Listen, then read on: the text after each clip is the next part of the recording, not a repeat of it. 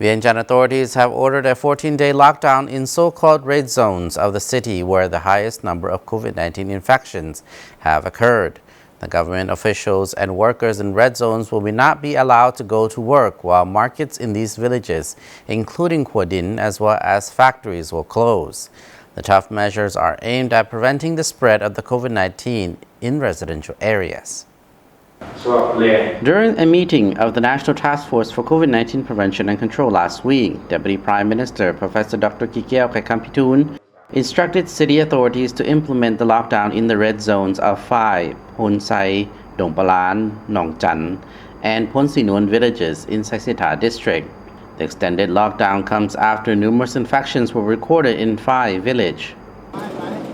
Government officials and workers in red zones will not be allowed to go to work, while markets in these villages, including Khuadin, as well as factories, will close. The tough measures are aimed at preventing the spread of COVID-19 in residential areas. Authorities will also ensure that the lockdown rules are being observed in yellow zones, areas that borders red zones such as Phon Sawan Nea, Khao Nyot, Phiawat, That Khao, Sai Lom, Phon Saat, Nong Bon, Na Sai, and Sapang Mo villages. Outdoor activities, gatherings, and exercises are banned on the Tha Long Esplanade, the Tha Long Marsh Specific Economic Zone, and alongside the Mekong River in Don Chan. The government has extended the lockdown until May 20th amid a gradual increase in the number of COVID-19 cases. Vientiane has recorded the highest number of cases, followed by Bokeo and Champasak provinces.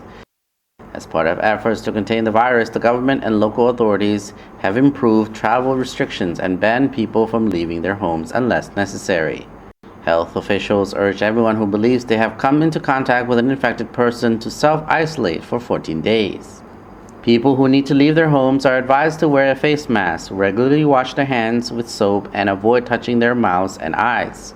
The task force said new strands of COVID-19 can affect everyone, including young children and older people.